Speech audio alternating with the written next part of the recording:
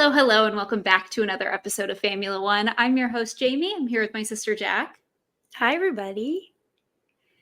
And what a week we had last week we had Danny on the pod, super fun.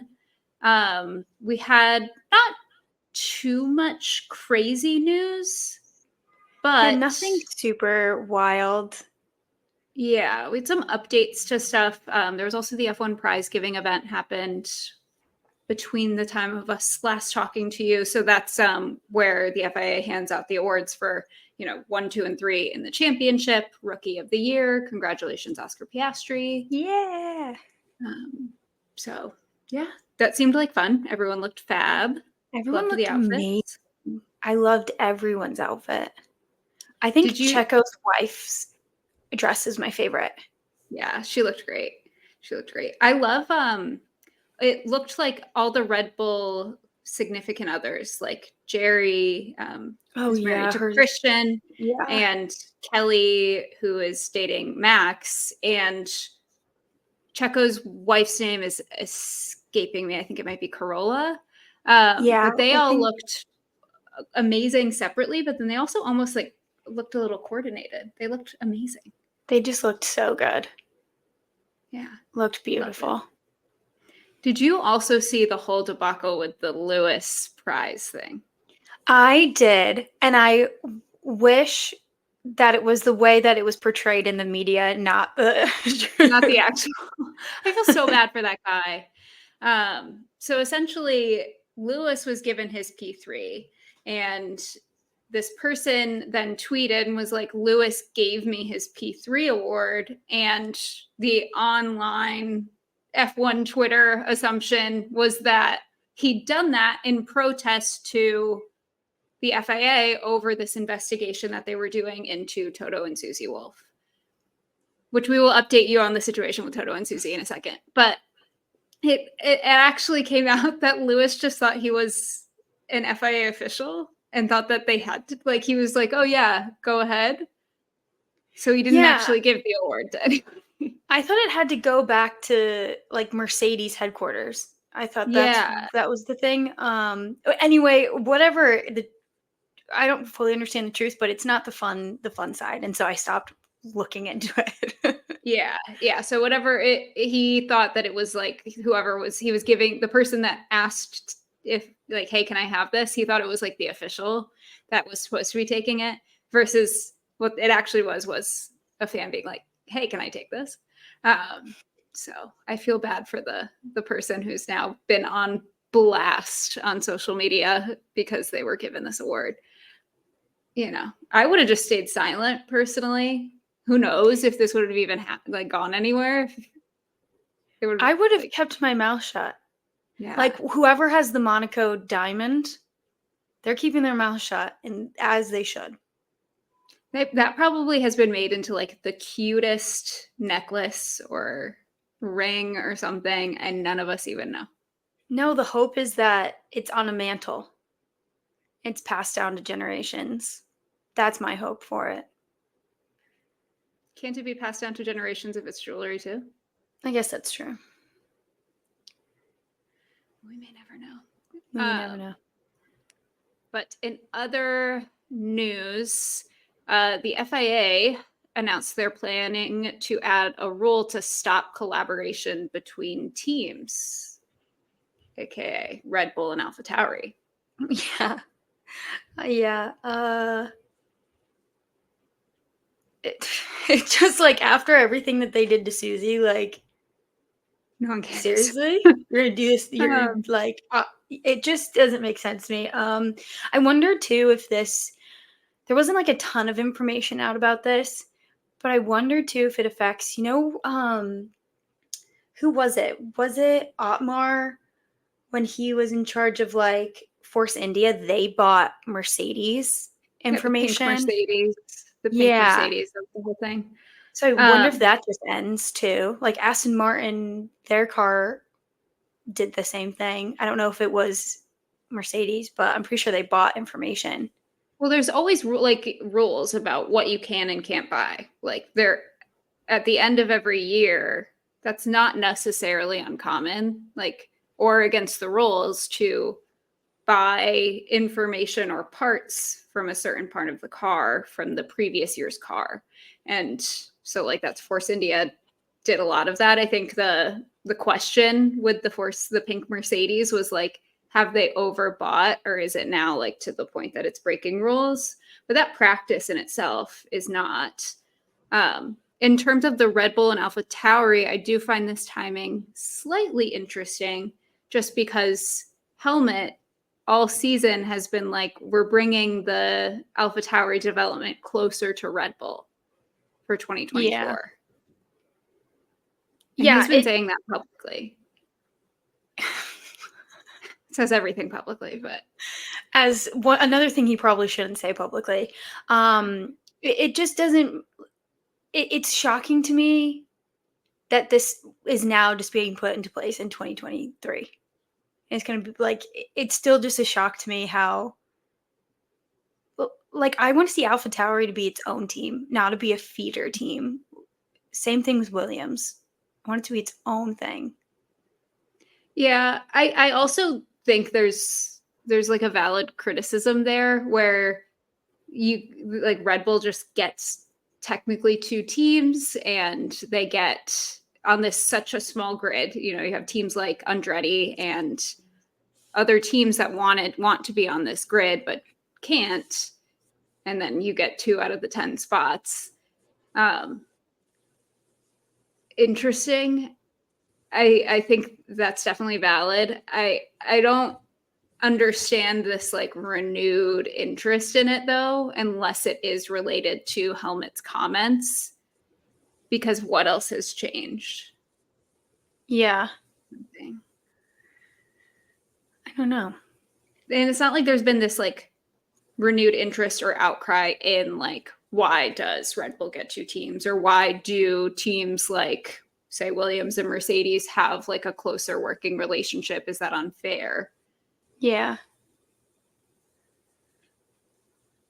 I feel like I don't care about this one, honestly. I don't have that strong of feelings. There's other things that I'll put more energy and fight into than this. Yeah. How do you feel about Lewis's comments about the W15? I just like, it's giving George Russell when he was in, was it Drive to Survive? And he's like, I was looking at our car compared to their car. And I was like, it's fast. Like, it's fast. And so that's to me, and it wasn't. And it was like one of their worst cars. So I want it to be good. I want it. I know they're starting from basically scratch. So they're not really taking anything from the past couple of cars because they've been terrible. And I think James Allison is now their new technical director. I don't know his exact title, but he was, correct me if I'm wrong, he was the guy that created some of their best cars. Mm-hmm. So yeah. I'm excited about that. I hope that it's true. Yeah. I think I am pretty often a victim of the like, well, we're working on something really big. And I typically tend to believe that, as we will get into in today's episode subject. We're talking about my 2023 predictions. I guarantee you, like, I drink the Kool-Aid every time. I don't think enough time has passed yet for me to start drinking the new car is going to be magically incredible Kool-Aid. Because they were saying the exact same stuff about the W14. There's just and they were saying they scrapped everything, but they hadn't actually scrapped everything. Yeah. So I don't know. I'm hesitant. Hopeful but hesitant is what I'll say. Yeah. Sticking with the Mercedes-related news, Susie Wolff, Toto Wolff. We talked about it a bit on the last podcast with Danny, and Danny had really good insight into it. So I'm happy that he was able to touch on it. It pissed me off. Yeah. I don't think there's much more to say, right? On the subject than what we had talked about last week. The FIA has announced that their quote unquote investigation is over. What investigation lasts that short? It's just like further proof that they had nothing and we're just going after I want to know her. who's lying. Somebody is lying because the FIA says it was multiple F1 principals came to them, and then all of the teams came out saying basically the same statement, but saying that we didn't do it. Who's lying? I want to know who's lying. I think my tinfoil hat on. This is a needed tinfoil hat time. We're welcome to tinfoil hat time, everybody. We're back. I think that there was far less of that type of complaint than, or if at all, than they wanted us to think. I think 99% of this came from that one article that is not from a reliable source that was saying that Tootie is that their ship name, I guess. Toto and Susie. That Toto and Susie had access to all this information and that it was a conflict of interest. The entire grid, if you want to look at it like that, is basically a conflict of interest. And all of these employees that are used to be at different teams and now are at different teams, or used to be at the FIA and now are at teams and vice versa, that's all a conflict of interest if you're going to look at it that way. Yeah. I think there probably have been things said about Toto having information and people in team principals being upset. I think team principals and teams were not making that statement in a way of like, this is an official complaint and I'm making this a complaint about Susie. And I think that's where the muddiness came in. And that's why they said, like, we've never made a complaint about Susie.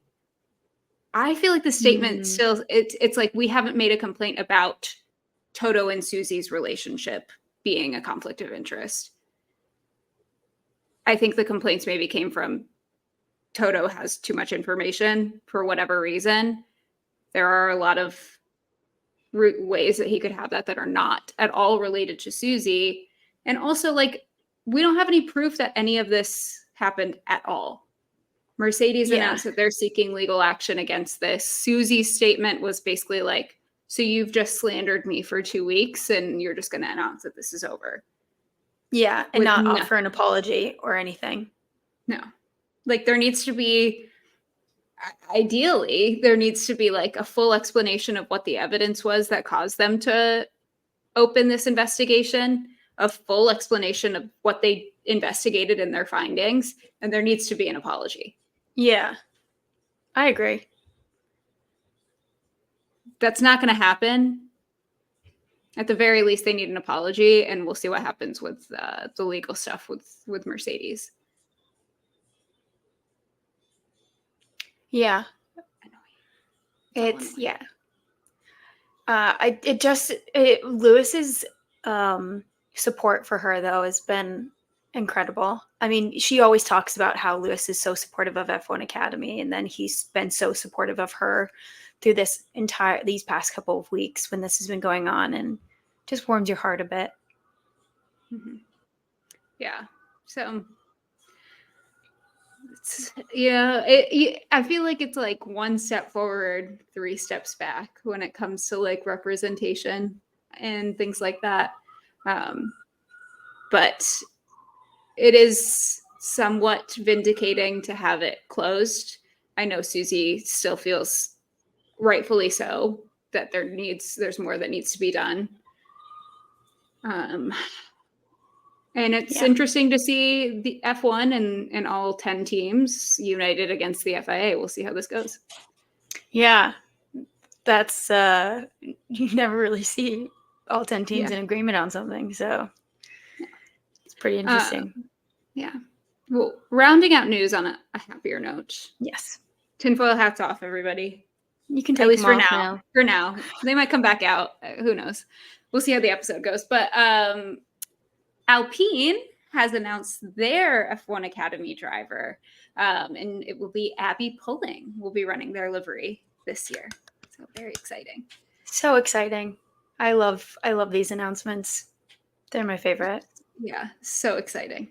And it's like, it's a little bit of like, we get a little driver announcement energy from it, which we don't have anymore because we have our drivers for the Formula One Yeah. grid. So Yeah. keeps things exciting. This F2, F3, WEC, we still got some announcements rolling in there. Yeah. To keep things going.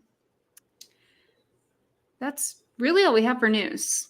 We are in the off season, so yeah. So nothing crazy, but we thought we'd force Jamie to go through her 2023 predictions. I re-listened to the episode and pulled some. Let's see if her answers would match up, and also maybe giggle at what I were already hoping for. know. I remember one thing I said that's really hindsight horrifying that I said it. What? The Yuki v Nick DeVries prediction that I made, I recall being incredibly incorrect in hindsight. But like I said, remember, let's all recall that I am a Kool-Aid drinker. Honestly, a lot of this you said, it's not that well. We'll see. I don't want to steer you in a direction. Okay. Okay. So first question is, what team did you think would win the constructors championship? Did I say Red Bull? You did say Red Bull. Oh my God. I'm so smart. You also claimed that they would be 0.3 faster than everybody. And quote, blow past everyone. They will be lapping people. So, okay. Oh my God. I was so right.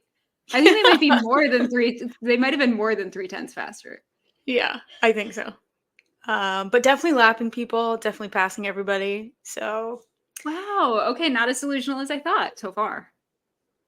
So next one is, who will be P2 in the drivers' championship? You actually asked, some of these questions are ones that you answered or some that Alex answered. So okay, it's a bit of mixture of both. Caveat to this as well, which I guess we should have clarified at the top. Sorry about that, everybody.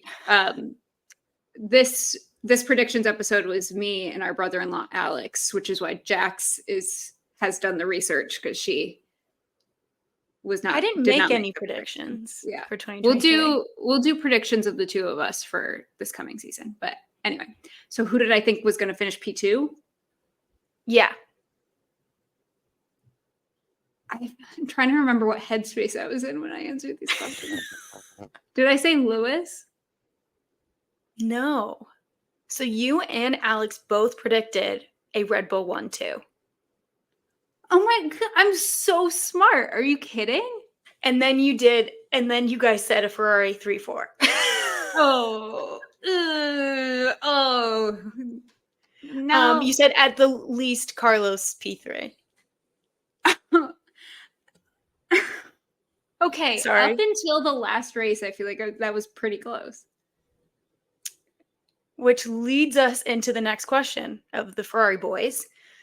Who will do better this season, Carlos or Charles? I guarantee you I said Carlos.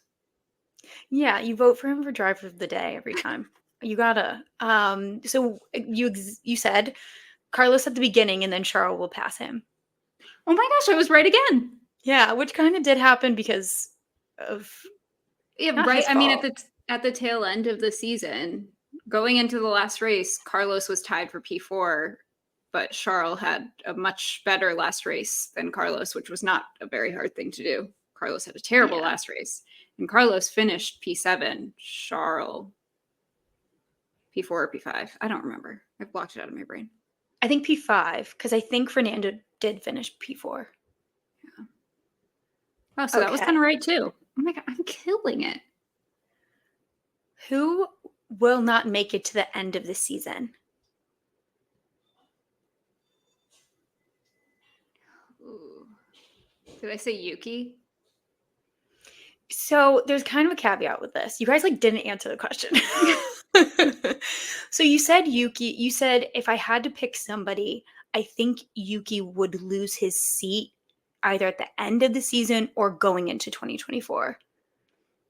Which that has been a huge debate this season because Yeah. of the way they talked about him, and everyone's wondering also with like the Honda contract coming up what he's doing. So it's not Yeah. far off.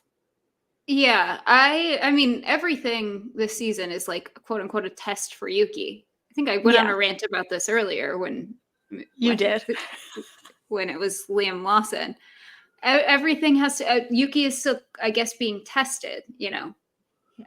Apparently he hasn't shown that he's, so I guess we'll see going into this year if they're so quote unquote testing him, and if all those theories and speculations about the Honda deal, if we get any more information about that. Yeah, so it's not wrong. It wasn't a wild guess. It just, there's, I was fully drinking the Nick DeVries Kool-Aid at this point, though. So You were kind of so I listened to the episode, right? You were saying because they had done testing, and you're like, I don't know how he's gonna do because he didn't do well in testing. yeah. Well, this is an interesting point because we did our season predictions between testing and the first race of the season. So Yeah. we did have testing. We had testing, and I still thought Ferrari was going to finish 3-4. Dude, you guys talked a lot about. Wait, let me just make sure I'm not giving anything away in the future. No, I'm not going to say it because that might give some stuff away. Okay. But you guys said I can talk about it later. Okay. Oh no. Okay, so going into the next question, who do you think will be the biggest flop? And this was Alex's answer. So Alex said this. I think I remember this because I think this annoyed me. I think he said Pierre. He did say Pierre. Yeah. And then you said that Pierre was going to beat Esteban. Did he? I don't remember.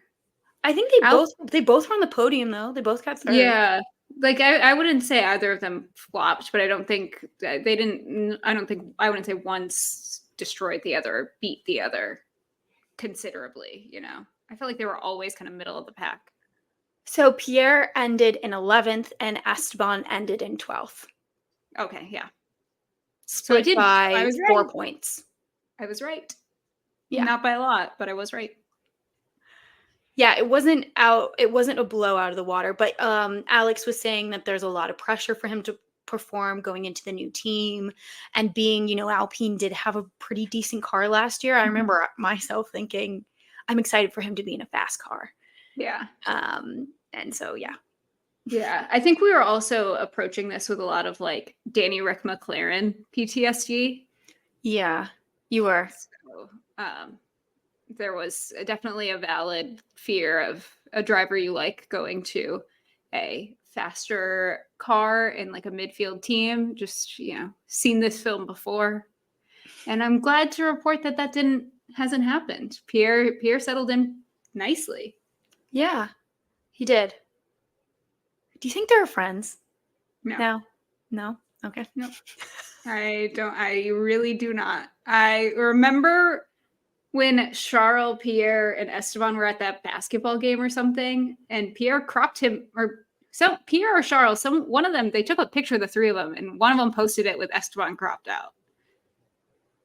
That's some Met Gala P. Diddy stuff. I think Charles posted it. And it was like, oh, well, they're besties. So there's only one reason Charles would crop him out. It's because Pierre doesn't like him. That's bold, though. You everyone can see the real photo. Yeah. We should do a dirty air on like all of the rumors about who hates who. Love it. I'm down. There's so much. I live for it. I love that stuff. Yeah. Okay. How do you think the Vegas race will go? And you answered this one. Oh, I thought it was going to go terribly. I'm a retired Vegas hater. Anything else you want to add to that? You talked about it a bit. What, long straights? Did I think it was just going to be Red Bull winning? Yeah, so you did think that Red Bull was going to win. You thought that it was going to be a lot of fun leading up to it based on like content and all that stuff. You did predict a Red Bull win, that there would be no battling, and everyone would be in a straight line, so a bunch of DRS trains. Okay, well, I was pretty wrong about that. But lots of battling. Yeah. I've copped to this already. I was a Vegas hater. I'm surprised I talked about how I thought it would be fun before. But it was. I think there are some kinks to be worked out with the entertainment before the race. Maybe some scheduling, some rehearsals. Yeah. But it was fun. Yeah. It was funny hearing you talk about it. Yeah, because they did the Vegas. It was kind of like, I think in the announcement, so they all had the sparkly jackets on, and so you guys were talking. So you said that was what you're basing the content on.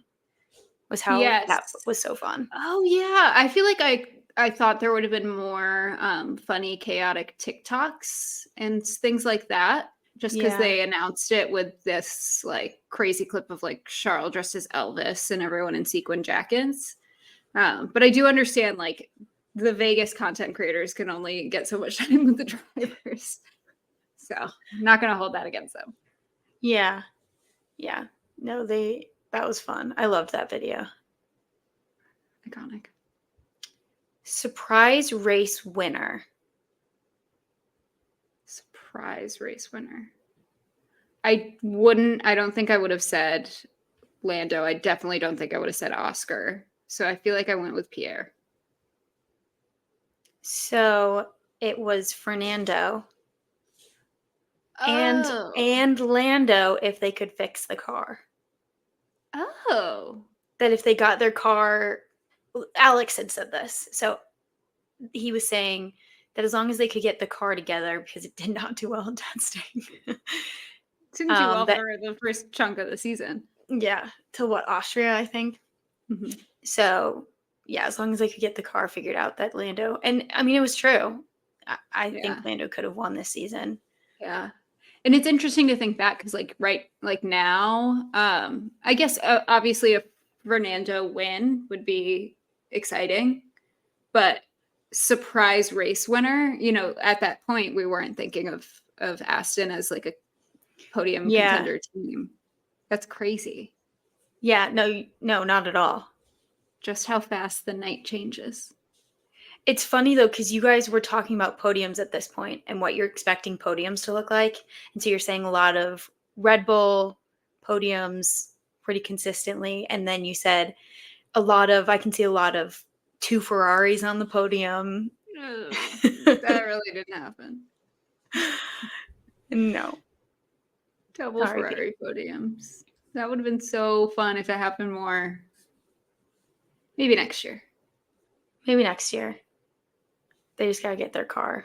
I'm drinking the 2024 Kool-Aid already. I'm already delusional. The tinfoil hat is on. I'm like, it's going to be a rocket. It's going to be so fast. Just make an illegal car at this point. Yeah. Wait till the illegal 2019 engine went great until they got caught. So just be better about not getting caught. Yeah. It's only illegal if you get caught, everybody. Exactly. Allegedly. Don't come for us. Allegedly. Not that we've never done anything illegal. Please don't. We've never. What principal / CEO will get fired? I think I said Zach Brown, but that was just because I was being a hater. You're such a hater. You were saying though, it because of past performance of McLaren's car has not been doing well, and so I don't know if that's what you truly believed, but no, I was just qualifying it. But it would have been interesting to see had they not been able to bring that upgrade package that brought the car so much closer to the front. Had they stayed like P18, P19, I think it's a lot considering he's CEO. He's not a team principal. it's a lot harder, I would assume, to oust a CEO than a principal. Well, and he's also the CEO of like McLaren Racing. Yeah, not just I Formula know One. Toto is principal and CEO, but Yeah, Zach isn't. Zach is just just CEO. CEO, but he's Just. well, he's CEO of all of McLaren Racing, so that Yeah. includes like Formula E, IndyCar, like all Yeah. of that. And there was such a concern pre-Zach with McLaren of like so much turnover Mhm. in leadership. So all that to say, I said that because I was being a hater. But it would have been interesting to see what would have happened had the performance continued the way that it did, like with Zach's position. Yeah. That it would have been really interesting to see. I read something that Lando was talking about the team principal of McLaren, Stella, and he was like, he's a really big reason that we did so well. I'm obsessed with him. I'm obsessed. I wish we love got our team more of him. principal. I wish we I got more of him. know. We always get Zach. Yeah, I know. Anyway, you also said that maybe Gunther. Again, I was just being a hater. I was just being a hater. But I can see that one. I can kind of see that one, though. I know he's super popular with like a lot of Drive to Survive fans, but Haas hasn't been doing what he's set out to be doing. Yeah. I do like wonder what the conversations and things look like and their benchmarks look like with Haas, because they are a very new team still, and we do know it takes a long time to build up the industry knowledge and the right team and the right procedures to be able to perform very well. But I feel like there hasn't been like glimmers of much. Well, maybe Nico Hulkenberg. He's amazing at qualifying, but that's not where the points are. Right. So you can be amazing at qualifying. You need the racing points. Yeah. So, I think continuing the same two drivers is a really strong choice for them, especially, I mean, K-Mag did have a couple crashes, but nowhere. I don't think it wasn't anything like winning the Destructors Championship. No. So, and I mean, that one really, remember that crazy one? I forget where he had it. Maybe Mexico. That was his suspension. fault. Yeah, it wasn't his fault. It was just the car's suspension, just crazy. I'll be interested to see, how their year starts looking now that they have same two drivers back, more experienced drivers as well. But yeah, again, that's another one that came up because I was being a hater, because I was and am still upset about Mick. Same. It is funny though. You did say in this question, you said there's no way Otmar is leaving. No way. You said there's no way. You said he's your favorite. That they kind of have to do make him leave over your dead body. And then I can't believe my baby girl of the year, Otmar. That is hilarious. That I was just so. You were so passionate about it. I remember him, like the news coming out of him getting fired, and it was like the same weekend that it was the same weekend that Pierre was definitely on the podium for a sprint, and I was like, "This is diabolical. I cannot believe this is happening." They fired a lot of Alpine employees this year, though. Oh yeah, but that's crazy. Wow, blatantly wrong, loud and wrong. Past loud Jamie. and wrong. And finally, who will be the first DNF of the year? You and Alex both answered this one.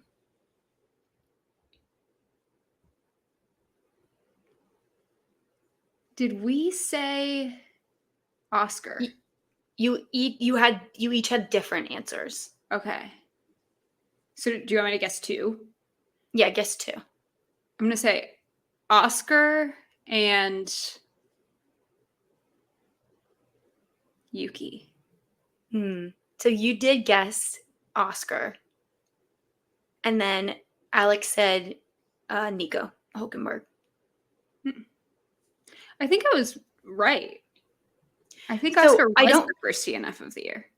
I don't know, because I would have to go rewatch the race. And I don't want to. I did look at who in the first race did DNF. But I don't know what the actual order is. The people who DNF'd are Ocon, Charles, and Oscar. And I think Charles was later in the race. I think. I don't know. That seems like 5 years ago. Yeah, I feel like I just went for Oscar because this was post testing and the car looked really bad and he was a rookie and I was like, And now look at him. No hate to Oscar. No, this isn't hate. This was just pure vibe. This is just initial vibe, and also like I was kind of right. You were right. It was also all the drama with like Danny Rick. I know I was an initial Oscar Piastri hater. Now he's one of my favorite drivers on the grid. I don't think I was ever a hater. I was really just hatering on Zach. So anything that made Zach Brown have a bad day, I was like, just need Zach Brown to have a bad day. Yeah. No, I think you did pretty good. If I had to grade, I think you would be in at least a C. A C? Maybe a B. I think you were actually, did you cheat? Did you listen to the episode? No. Okay. I listened. But also, your predictions were pretty accurate. 10 seconds of it to make sure it was the right one when I sent you the link. Because if you're a long-time listener, you know our episodes used to just be episode number and not like a title. But I didn't listen to any predictions. I can't believe I could have sworn I predicted Charles as world champion. Maybe I was. This was post-testing. This was post-testing, so I think my rose-colored glasses had come off a little bit. Not all the way, clearly.